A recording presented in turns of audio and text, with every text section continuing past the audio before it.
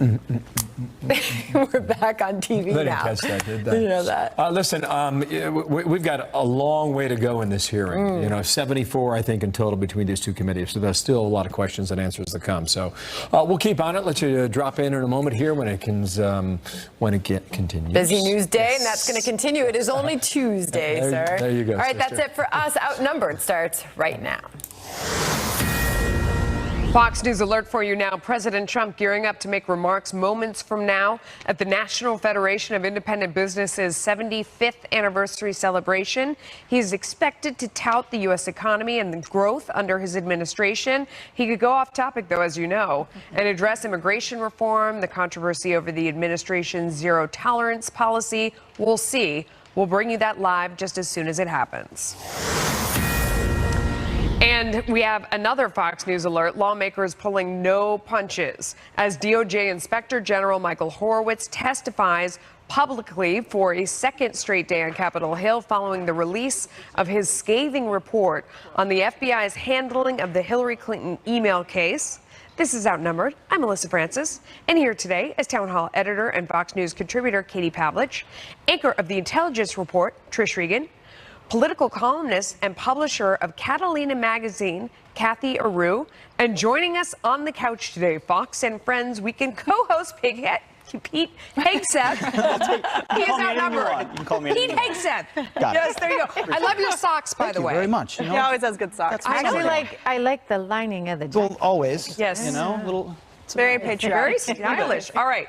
A joint House committee hearing is underway where DOJ Inspector General Michael Horowitz is fielding tough questions from lawmakers for a second day in a row.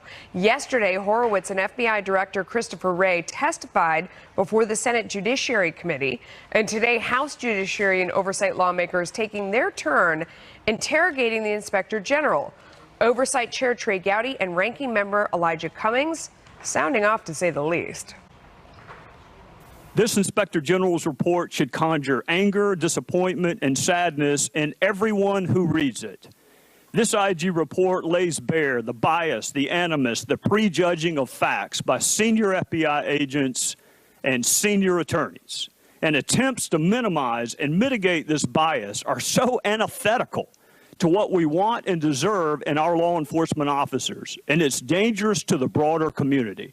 At this point, I think it's crystal clear that the only answer Republicans will accept is that Hillary Clinton must be guilty. Republicans in Congress are only willing to use their full arsenal of constitutional weapons to attack Hillary Clinton or protect Donald Trump.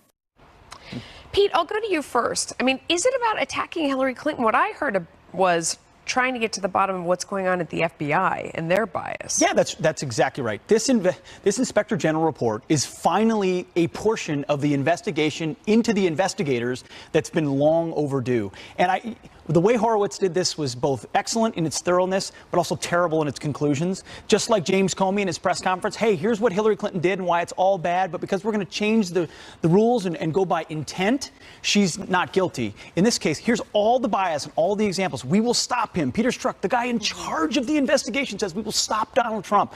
But you know what? It didn't affect their decisions. It didn't affect. They're looking for some massive smoking gun that is already there, but they want to not see. Well, or maybe they're about to get to it, Katie, because if you listen to what Jason Chaffetz said, this is about what they didn't do with regard to Hillary Clinton. So it's difficult to say there, how they were influenced. But when you get to what they've already said is the next investigation, which is into how they handled the Trump probe, you see what they did do. And was that action motivated by bias? Yeah, I mean, yesterday, Inspector General Horowitz's testimony in front of the Senate Judiciary Committee, he essentially said that the FBI agents Peter Strzok, Lisa Page, who are working on the Hillary Clinton investigation, who blew it on the Wiener laptop, who he said in this report couldn't be trusted because of their bias when handling the new revelations of Clinton emails coming onto the Wiener laptop. He essentially said that they joined the special counsel investigation as a tool to go after Donald Trump. And when you listen to what he said yesterday and this morning during the hearing that we've been covering on the channel, he says that all of the bias that they did find put a cloud over all of the investigations that they've already looked at.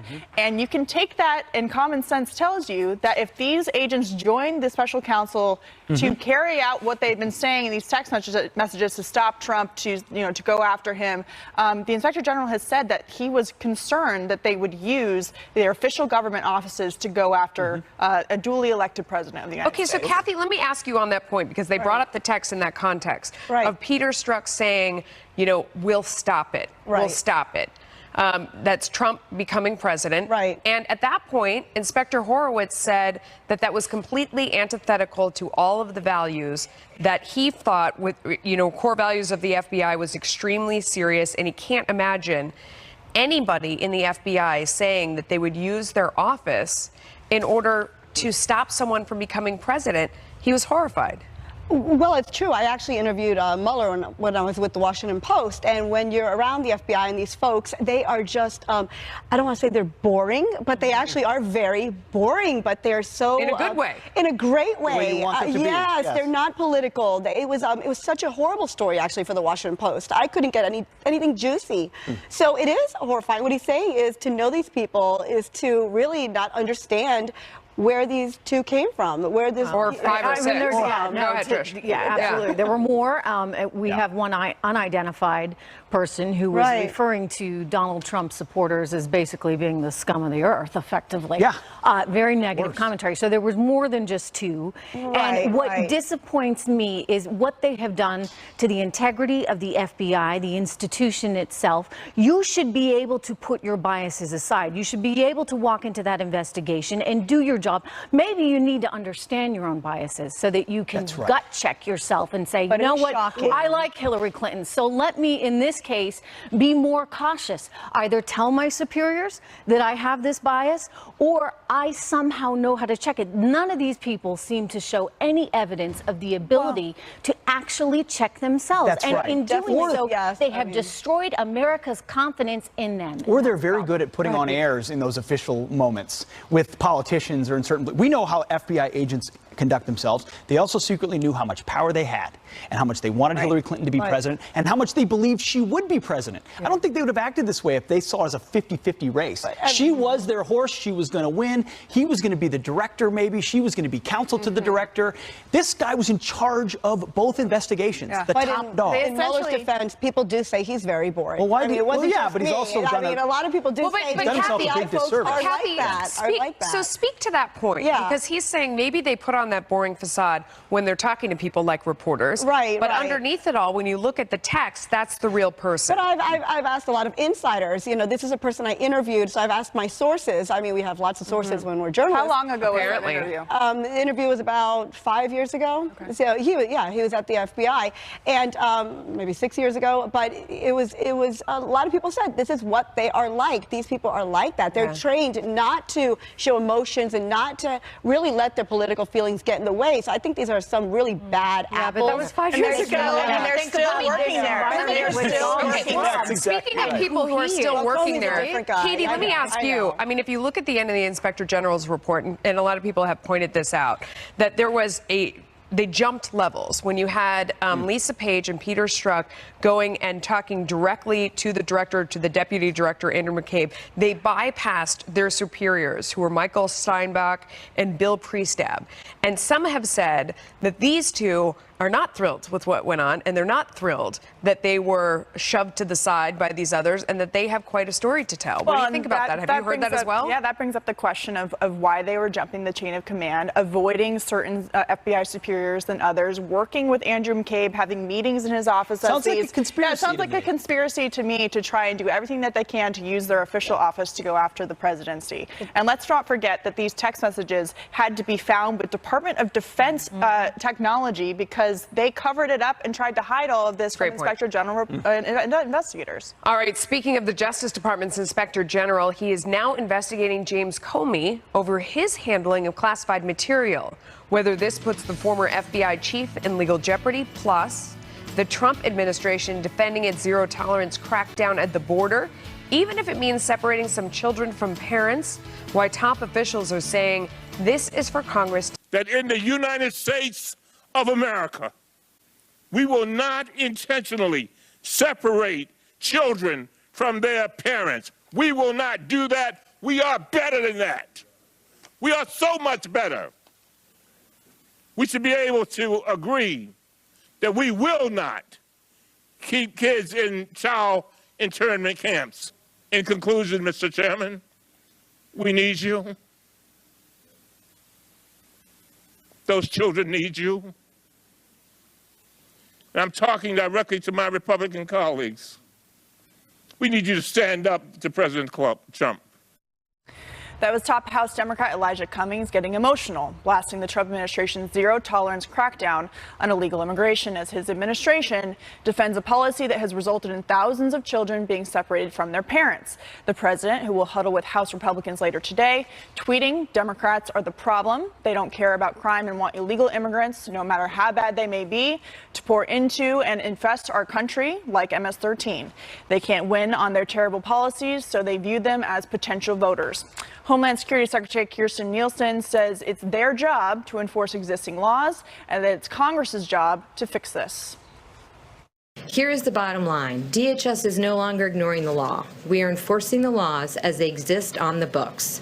As long as illegal entry remains a criminal offense, DHS will not look the other way. This entire crisis, just to be clear, is not new.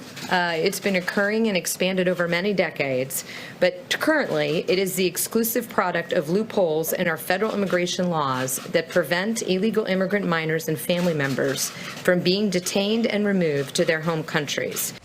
But California Senator Kamala Harris is among a growing number of Democrats calling for Secretary Nielsen to resign. Watch. I think that there is no question that we are all seeing an incredible abuse that is taking place in terms of the separation of these children from their families. And the Secretary has evidenced no compassion, much less commitment to correcting what is so obviously wrong about what is happening under her supposed leadership. In the meantime, Senator Ted Cruz introducing emergency legislation to keep families together. The Texas Republican saying his bill would build temporary shelters where immigrant families could stay together, double the number of federal immigration judges, and speed handling of asylum applications. Chief Congressional Correspondent Mike Emanuel has more from Capitol Hill. Mike? Katie, nice to see you. Texas Senator Ted Cruz talked to us about this new legislation he is proposing designed to address this problem. We're horrified. This has to stop. I am this week introducing legislation, the Protect Kids and Parents Act, that will mandate that kids must stay with their parents, and it will also expedite the proceedings. One possible issue is this is the hot summer before November midterm elections, and there's a question about whether Democrats would vote for a bill offered by Ted Cruz. I hope so. I mean, I don't know if they'll take every word of Ted's bill, but I think he's got an idea that most Republicans would support. And Senator Feinstein, she's, a good faith senator. We'll see if we can find some kind of compromise. Utah Senator Orrin Hatch is circulating a letter among his colleagues calling for a pause on family separations until Congress has time to pass a legislative solution to this issue. Hatch makes the case families should not have to suffer while Congress takes the time to get this done right. President Trump continues tweeting about immigration, writing, "We must always arrest people coming into our country illegally. Of the 12,000 children, 10,000 are being sent by their parents on a very dangerous trip, and only 2,000 are with their parents, many of whom have tried to enter our country illegally on numerous occasions." Key Democrats don't appreciate the president and the White House blaming Congress. Well, that's just a load of crap. I mean, it really is just wrong. I mean, give me a break. Everybody knows that. And this is not a time for lying, mendacity. It's a time for being honorable. And the president has the power with one phone call to end this terrible zero tolerance policy. And Mr. President, pick on somebody your own size. Stop picking on these toddlers and infants. All of this will likely be a very hot topic when President Trump travels up to Capitol Hill late today to meet with House Republicans to talk immigration. Katie? Mike, thank you very much. We appreciate it. So, Pete, this is a complicated situation, to say the least. It's not black and white. Your thoughts? Yeah, it's nearly impossible to have a rational conversation about this because of the level of hyperbole, especially coming from the left, because they haven't stood for anything. Now they see this as a golden opportunity to be for the kids and hammer the president as heartless, when in reality, this is a president who ran on strong immigration policies. The Hill won't give them a wall. You got to stop the incentives to break the law. And if you want to come as an asylum seeker, as they've said time and time again, go to a legal port of entry, declare asylum, and we'll determine what happens. And kids are not separated in that case. But if you're going to try to skirt across the border illegally as an adult, they have learned through past information that makes its way down to Central America and Mexico that bringing a child is like bringing a shield. And until you end that incentive, you can't change the dynamic on the border where folks are flooding into our country and we don't know who they are. So it is on Congress to figure it out. And right now, our chief executive is saying a border matters and I'm going to enforce it. And then everyone yells about it. Kathy, your thoughts? Well, as a Latina, it's an issue that gets me really very emotional and hot. But I would say that immigration is actually at an all-time low. They're not flowing. People are not flowing at all. Unaccompanied minors are flowing. There's been a 300% at a net zero. But we are at a net zero in immigration right now. The numbers have never been lower. So Mexico's economy is doing better than ever. So people are not flowing into our country. We have 12 million undocumented. I would just correct you to point out that they're coming from Honduras and they're coming from Guatemala. But they also are going to Mexico's Mexico. numbers are they lower. could get asylum. Right. But they also are going to Mexico. But we are, immigration is not the #1 topic right now. It's not that major as it was 20, 30 years ago. We're not having a problem with immigrants. This is just distraction. This is just taking our eye off the ball. So you would agree that Democrats are using this as a distraction? I'm saying that a wall was promised and Mexico was going to pay for it. It didn't happen. So now we are separating families. Let's get back to the issue at hand, which is this unaccompanied minor crisis. We've seen a 300% increase since last year of these unaccompanied minors, and some of them are family units coming into the country. And as you're seeing with the photos and the narrative now, it is a big issue. I think the photos are horrifying, and everyone on all sides is very upset. It's obviously very charged. When you hear Elijah Cummings crying and saying, have some compassion, I want to say you have some compassion and get back to work.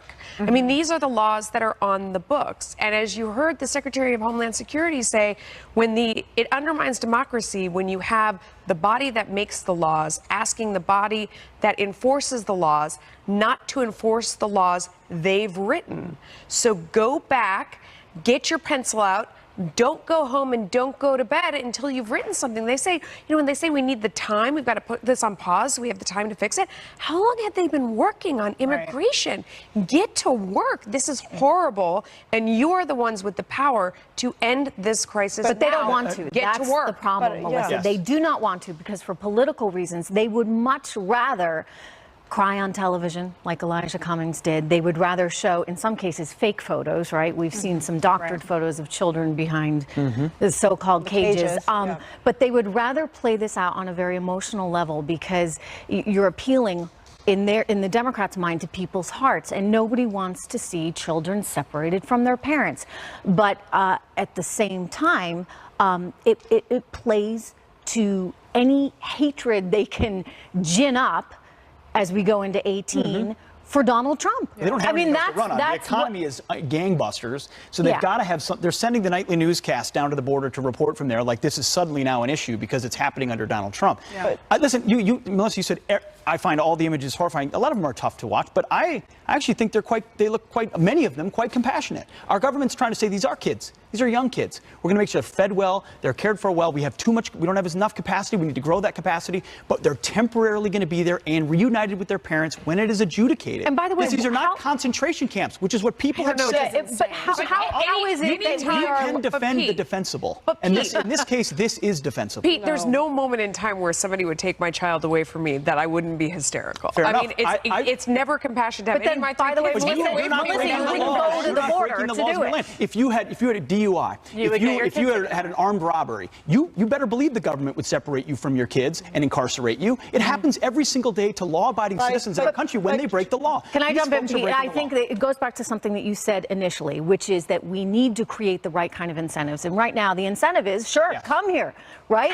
I mean, we'll take care of you. There's an opportunity here in the United States of America. And so people are willing to break the law to do so. Well, if they know that they're going to run the risk of being separated from their child for an indefinite amount of time, maybe they rethink that. Because as you said, you wouldn't, I mean, who would do that? Who would ever be willing to do that? And so maybe it is a kind of tough love environment where the U.S. government's saying, you know what, you do something illegally and you're not going to be rewarded for it. And 80% of this problem is unaccompanied minors coming by themselves. Only 20% is family units, and I think that's important to How point out desperate would you be, though, to send your child by themselves? You have to be pretty desperate where you are. Absolutely. It's a complicated issue. The Justice Department's Inspector General now investigating former FBI Director James Comey over his handling or mishandling of classified material. Could Comey be in legal jeopardy? Plus, some White House aides are reportedly planning to double down on tough immigration policies ahead of the midterm. Inspector General Michael Horowitz facing House lawmakers today after yesterday's tense Senate Judiciary Committee hearing. Horowitz revealing for the first time publicly that his office is conducting an investigation into former FBI Director James Comey's private memos, detailing his interactions with President Trump, and is looking into whether classified material was mishandled. Watch. We received a referral on that from the FBI. We are handling that referral, and we will issue a report when the matter is complete, consistent with the law and rules that are, and a report that's consistent and takes those into account. FBI Director Christopher Wray also on the hot seat at the hearing. Senator Ted Cruz questioning Wray on whether Comey lied in his testimony before the Senate panel, noting conflicting accounts from Comey and former Deputy FBI Director Andrew McCabe on leaks to the press. Watch. How seriously would the FBI treat the matter of the director of the FBI perjuring himself before the Senate Judiciary Committee? Well, Senator, as the current director of the FBI testifying before the Senate Judiciary Committee, I take the obligation to tell the truth extremely seriously, and I would expect our organization to do so as well. Well, I would hope you would take as seriously the fidelity to law of prior directors. Interesting. Trish, what do you think? I think that the real problem here is that this is not going far enough. In other words, there are some serious questions about what the motivation was that originally inspired this entire investigation. And until they actually figure that out, it's not enough for Horowitz to say, okay, there's biases there. It's not enough to discover that. I want them to discover what did those people do with those biases. Katie, you know, when they're talking about Comey there and whether or not he illegally leaked material, we know that the same Inspector General recommended criminal charges against Andrew McCabe. Right. So he does have a track record for coming out and saying, guess what, something wrong happened here. Do you think that applies in the case of Comey? With evidence. In that early Inspector General report we saw, they laid out 4 different times that Andrew McCabe not only lied to FBI investigators, but lied to Inspector General investigators. And McCabe's attitude about it now is the Inspector General doesn't mean anything. We've already talked to the U.S. Attorney. We're not going to be facing any charges. When it comes to James Comey and Andrew McCabe, it's very simple. Are there consequences for actions for people who are in power? And so far, over the course of American history, really, we have learned that the answer to that is no. And if it turns out in this report that the Inspector General is going to eventually release on James Comey that he mishandled classified information, I would expect, I think Trey Gowdy, who was very adamant today about the role of the FBI being unbiased and fair in a judicial process, that he would be prosecuted the same way that you or I would be prosecuted for mishandling classified information or lying or leaking classified information to the press. That is what's on trial right now. Is America, does America have a standard? Or does America have perpetual double standards for the elite, politically well-connected folks at the top? It appears from everything we've seen that Hillary Clinton got the white gloves treatment in the way her people were treated, in the way she was treated, in the way she was interviewed, with everything she did with her email server. Now, are the same people who gave her that treatment going to get the very same treatment, which is effectively a public slap on the wrist, but the ability to sort of hold their heads up high and say, well, you don't know what we really did or why we really did it, you know, as James Comey gallivants around the country, standing to a higher loyalty. I mean, that is what people see here, are they're not holding themselves. Let me ask Kathy, I mean, because that second part is so much more important. Like, the Hillary Clinton ship has sailed. But nothing's going to happen there. That's not really the focus. It's the people that were in charge of law enforcement at the time. And when you hear in their text for them to have such disdain for a giant group of American people and to call a whole group of people names, to think that those people are in charge of justice, is terrifying. And will these guys hold them responsible? Well, they are. We'll see. We still don't know, but they are human. Unfortunately, they show that they are human, which is scary. We would hope that they would. It's not an excuse, but yeah, unfortunately, they have these horrible personalities that came out on text. Hillary lost, so it's not like it worked. Their grand plan didn't work. Trump did win. So Comey, as Hillary would tell you herself, she blames Comey for losing the election. So it didn't work. And so everything they tried, if you think that they were helping her, they didn't help in any way. But everybody has opinions. It's about using those opinions in your job where it's not appropriate. And their job in law enforcement, they're in the same way that police officers are supposed to be blind to the color of your skin, and we ask them not to bring their preconceived notions that they may have in their heart to their job. It's the same with these guys. Well, just the arrogance of them using official FBI devices to do all of this, like they weren't going to get caught, like what they were doing is justified because it was for their greater good of their own political bias. But I want to pick up on something that you just put down in saying these are the people who are supposed to be in charge of justice in this country. And the reason why their behavior is more egregious than it would be for someone else is because they are in charge of taking away the rights of people who violate the laws. They are in charge of holding every single person in this country accountable and to the standard of the law, which is supposed to be equal for everybody. And for them to be breaking the rules while they are putting people in jail and taking away their rights is completely appalling and scary, because that's not the way America works. The reason the Hillary Clinton angle still matters is that James Comey let her off the hook because he said her intent was not to harm national security. Yes, she was extremely reckless with information, classified information. He introduced a new standard of intent which had not existed before. In this particular case, now we see the intent. We're going to stop Donald Trump. We're going to use these, the intent is there, and if maybe they haven't yet found the actual actions. That's what they should be looking for if the actions were actually taken. But they are. I mean, that's sort of where, if you follow the line, I mean, Kathy, I'd go back to you or Trish, that's kind of where they're going, is they're saying it's hard to look. If you look at what they didn't do, that's one thing. But now as they move on to the second phase of what these same group of people did do with reference to Trump, do you see the actions that are a result of what was going on in their heart? That's what they're going to look at, right? Right, exactly. But again, they didn't succeed.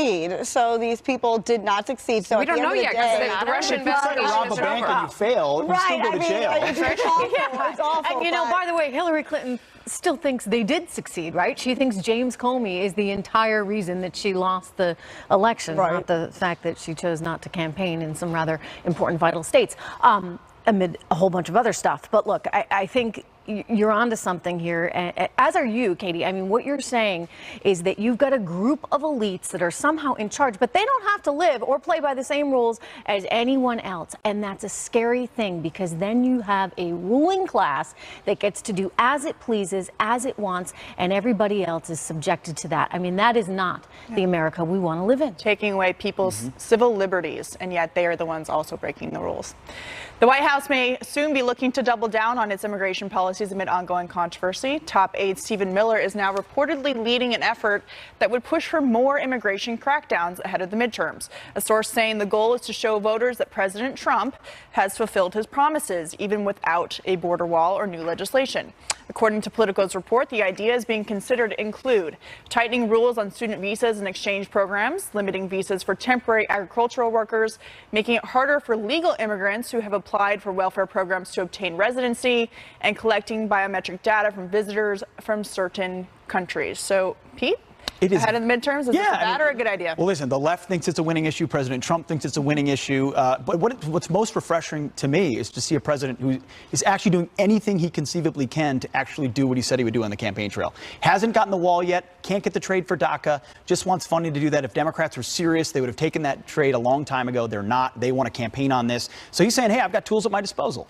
Now, these are likely executive actions, just like Obama took deference in certain places, which could be undone by someone else. But if you believe that it's a national security crisis, what's happening on our border, then Stephen Miller and Donald Trump have your back and are doing what they can. And we'll see how this influences the pending legislation, which it's amazing they still can't get something done. But I do think Democrats see this as a winning issue because they want to hammer President Trump. But Kathy, is tightening up the immigration system really that controversial, or is it doing exactly what the president said he would do and something that previous presidents have said need to be done as well? Well, everyone wants immigration reform. I think everyone agrees. But what does that mean? Immigration reform means we have 12 million people living here that are undocumented. We don't know who they are. We know that they do pay taxes. We know that they are working. I mean, they've been here, I think, over 10 years, the majority of these people. So they are making a living. They are contributing. They're amongst us. Who are they? So I think they want to be known. They want to have Social Security cards. They want retirements. They want to contribute. They are contributing. They want their rights. And we want to know who they are. So I think everybody agrees on the same thing. I don't think everybody agrees on that same thing. I think so. Melissa, what about... They don't want to live in the shadows, and we don't want them to. This list that we just laid out isn't necessarily just about illegal immigration. It's about tightening up standards for becoming a legal immigrant in this country. I think the president is trying to put as much pressure as possible on Congress to act. And if you look at it through the lens, and I always do, I feel like the president has done deals his whole entire life, and I'm always looking at it through that lens of his book and how he has laid out how he gets things done. And when you have two sides who, for whatever reason, and both sides are guilty, every single politician who has touched government before this, by definition, hasn't solved this problem. So when you have two sides who, for whatever reason, aren't willing to come together to make a deal, when both sides have issues that can be bartered so you can come to a solution, the only way to get it done is to put so much pressure on those parties that they have to get together and do a deal. And it may or may not be a good idea, but I do think that's what he's doing. Yeah, creating leverage. But I think fundamentally here, Democrats do not actually want to see Donald Trump be successful with immigration reform. And that is simply because if you have 2 million people that suddenly have a shot at citizenship. 12 million? Well, they talked about, you know, I mean, then all of a sudden you have a group that's going to say, oh, maybe I'll vote Republican next time. Maybe Donald Trump is exactly what the country needs. Maybe this is my chance at the future. And so the Democrats, they're counting on all of those people for votes. They don't want to give them away to Donald Trump, so they will not let him be successful. They do not fundamentally want him to succeed on immigration reform because it would change the landscape of demographics. There are two bills that are introduced in the House by Paul Ryan. Republicans have 4 pillars, as the president has repeatedly stated. He said he will sign one of them if it would pass. Are Democrats willing to come to the table and negotiate, considering there's amnesty on the table for DACA recipients in exchange for border security in a merit-based system? Well, that's the problem. Is it the wall and DACA, I mean, are both going to be side by side? Well, bring me, I'll channel Tucker for a second. Bring me inside the liberal mind here. Is the wall the most hated item that liberals look at today? Well, the wall was something he campaigned on, and it didn't come to fruition. Well, it's not over yet. He's still president. He's still got multiple years. He'll get reelected. It's not over. I don't know if anything will pass because it's so wonderful to take advantage of 12 million people working so hard, and we don't have to give them health care, and we don't have to pay them what they deserve. Would you be okay for a wall? So if any, would you be okay with a wall on the southern border? No, I think people should have freedoms. I think it should be like Europe. People can travel throughout different countries. So there we go. You brought me inside the liberal mind. You want America to be Europe. Well, and Donald Trump doesn't want America to be Europe. He wants America to be America. Why not? The president actually said yesterday that he will not turn America into Europe, and they've had so many problems with their open border policies. So thank you for admitting to your open border philosophy. A lot of people will not admit that. So we appreciate your honesty. On that note, let's go to the president right now, who's getting ready to address the National Federation of Independent Businesses, their 75th anniversary. Let's listen. And your investigation uncovered. Happy 75th anniversary to the National Federation of Independent Business. I tell you, you deserve a big happy. Joining us today are some terrific people who work very, very hard, and actually they are starting to get a lot of credit. In fact, we had our highest poll numbers today. Can you believe this? So they're doing a good job. Our highest. You know the old story, when I was campaigning, I only mentioned that when we're doing well in the polls. When we're not doing well, I don't talk about it. Like all of you, you do the same thing. Secretary Mnuchin, Steve, thank you very much, doing a great job. Secretary Acosta, Alex. and Administrator Linda McMahon. Thank you, Linda. Thank you. They are fighting hard for small business and for large business. They're fighting hard for our country, frankly, each and every day, and they're doing a terrific job. Most importantly, I want to thank all of you, the small business owners who are the engine of American prosperity. And I've been saying it for a long time, but you really are. You look at even the stats, you look at the numbers, you look at the taxes that are paid, you look at the jobs, it's all about small business. So small business is really, I say this to Linda McMahon all the time, head of small business, but small business is really big, right, Linda? It's really big.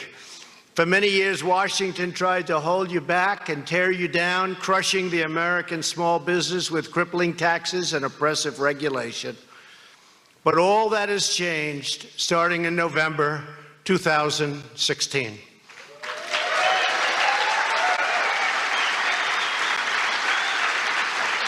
The Trump administration is with you, and we are with you 100% and always will be. Instead of punishing entrepreneurship, we are now promoting entrepreneurship. Especially that guy in the corner. Main Street is thriving and America is winning once again. You know, we're respected again. This country is respected again.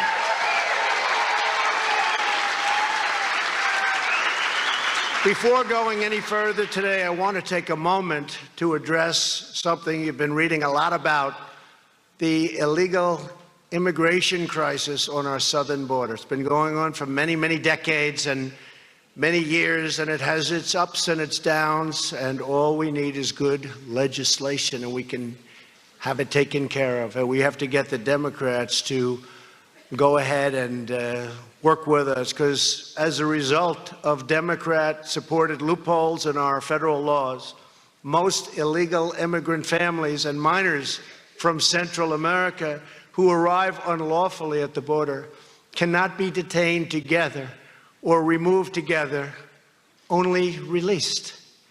These are crippling loopholes that cause family separation, which we don't want. As a result of these loopholes, roughly 500,000 illegal immigrant family units and minors from Central America have been released into the United States since 2014 at unbelievably great taxpayer expense. Nobody knows how much we're paying for this monstrosity that's been created over the years, legislation that nobody has any idea what they're doing. They don't even know what it means. And you have to see this. It's a mile high. Child smugglers exploit the loopholes, and they gain illegal entry into the United States, putting countless children in danger on the perilous trek to the United States. They come up through Mexico. Mexico does nothing for us. You hear it here. They do nothing for us. They could stop it. They have very, very strong laws. Try staying in Mexico for a couple of days. See how long that lasts. Okay?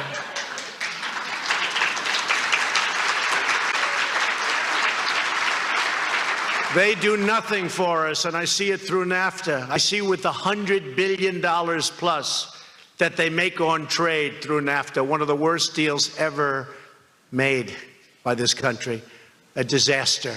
And we're trying to equalize it. And it's not easy, but we're getting there. It's not easy. And we're going to take care of our American farmers, and we're going to take care of our manufacturers and our manufacturing jobs.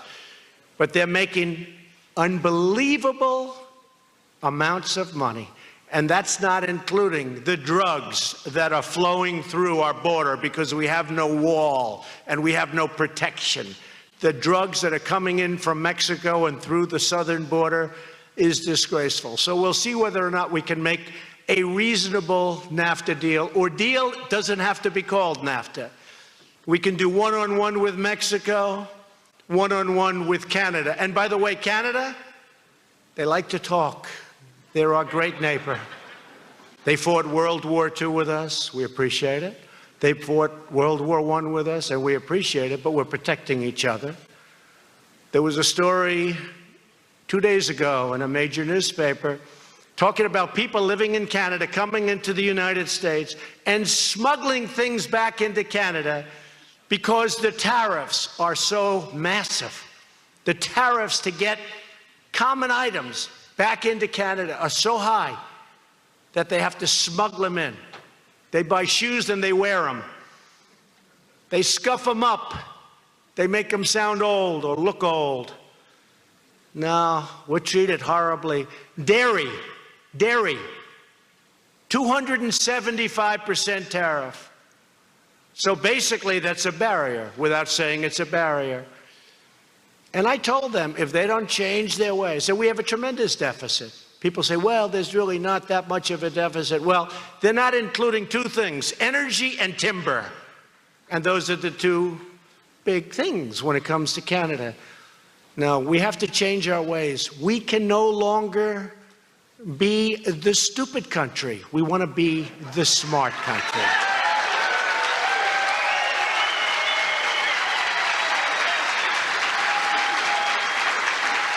So hopefully, we'll be able to work it out with Canada. We have very good relationships with Canada. We have for a long time, and hopefully that'll work out. But Canada is not going to take advantage of the United States any longer, and Mexico is not going to take advantage of the United States any longer. And when I campaigned, I said, I will either renegotiate NAFTA or I'll terminate it. And we'll start from an even base. And people are afraid of that, you know?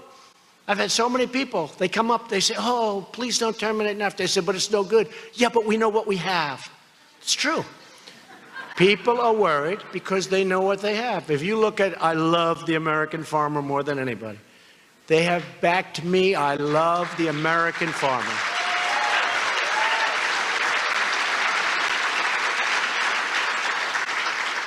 And by the way, I'll tell you in a little while because it's in one of my notes, the American farmer virtually will not have to pay any more estate tax on their farms when they pass away and they want to leave it to their children. And that goes for almost all small businesses. You won't have the estate tax to pay anymore, which was crippling. That was in our bill.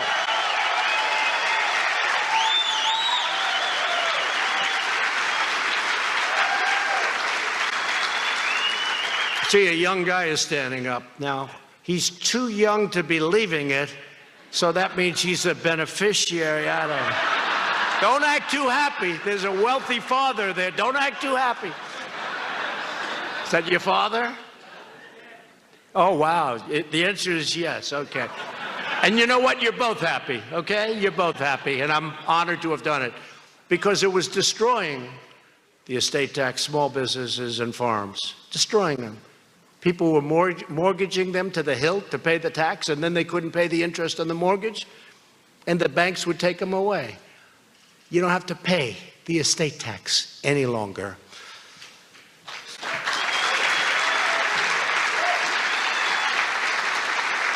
In most cases. In other words, loopholes. Yeah, if your farm's really big, you start to pay. But it's a pretty big level, you know that, pretty big. That would have to be a pretty big farm. These loopholes have created a massive child smuggling trade. Can you believe this? In this day and age, we're talking about child smuggling. We're talking about women smuggling in this day and age. The worst it's been in history because the internet has led to this. You think back 200, 500, 1,000 years ago, the worst it's ever been. Women smuggling, child smuggling.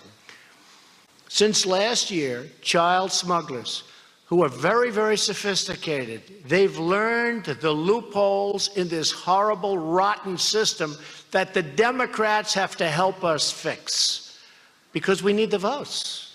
We could have the Republican votes, 100%. We still don't have enough votes. People don't understand that. We need Democrat votes to get it fixed. These smugglers know these rules and regulations better than the people that drew them.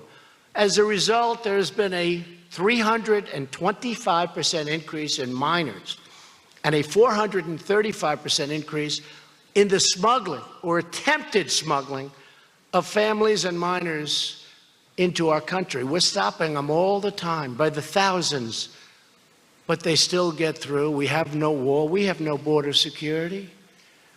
Without a border, you don't have a country. You don't have a country.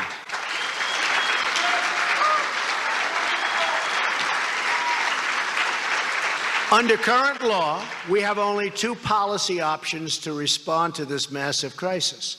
We can either release all illegal immigrant families and minors who show up at the border from Central America, or we can arrest the adults for the federal crime of illegal entry. Those are the only two options: totally open borders or criminal prosecution for lawbreaking. And you want to be able to do that. We don't want people pouring into our country. We want them to come in through the process, through the legal system, and we want ultimately a merit-based system where people come in based on merit.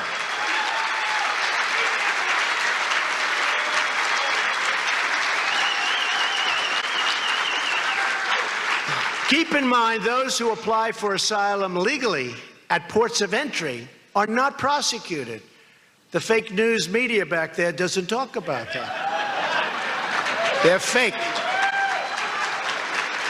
They are helping these smugglers and these traffickers like nobody would believe. They know it. They know exactly what they're doing, and it should be stopped, because what's going on is very unfair to the people of our country.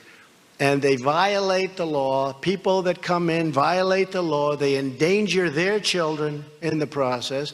And frankly, they endanger all of our children. You see what happens with MS-13, where your sons and daughters are attacked violently? Kids that never even heard of such a thing are being attacked violently. Not with guns, but with knives, because it's much more painful. Inconceivable. Here we are talking about business. Inconceivable that we even have to talk about MS-13 and other gangs. They attack violently, the most painful way possible. And a bullet is too quick. And we're allowing these people into our country? Not with me. We're taking them out by the thousands. We're taking them out by the thousands.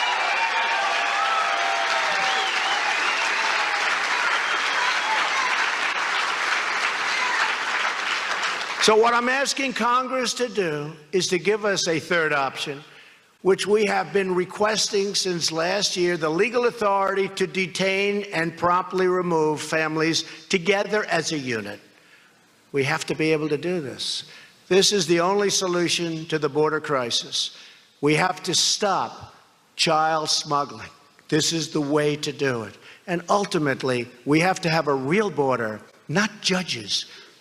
Thousands and thousands of judges they want to hire. Who are these people? When we vet a single federal judge, it goes through a big process. Everybody that's ever met her or him, they come, they complain, they don't complain, they say he's brilliant, she's brilliant, he's not smart enough to be a judge. Now we're hiring thousands and thousands. What country does this? Judges. I won't say it. I refuse to say it. I hope they picked that up back there. They won't. No, seriously, what country does it? They said, sir, we'd like to hire about 5,000 or 6,000 more judges. 5,000 or 6,000? Now, can you imagine the graft that must take place? You're all small business owners, so I know you can't imagine a thing like that would happen. But here's a guy. They say, could you please be a judge? Come on, get it. They line up to be a judge. It's horrible.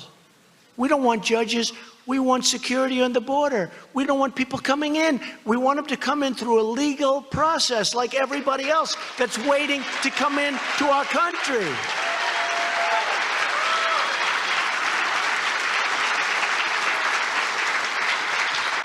And it got so crazy that all of these thousands, we now have thousands of judges, border judges, Thousands and thousands. And by the way, when we release the people, they never come back to the judge anyway. They're gone. They're in your system. That's it. If they're good, that's great. And if they're bad, you'll have killings, you'll have murders, you'll have this, you'll have that, you'll have crime. You'll have crime. And remember, these countries that we give tremendous foreign aid to in many cases, they send these people up, and they're not sending their finest. Does that sound familiar?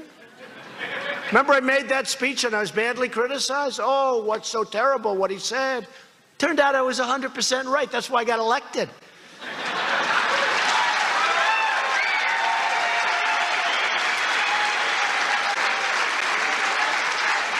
We want a great country.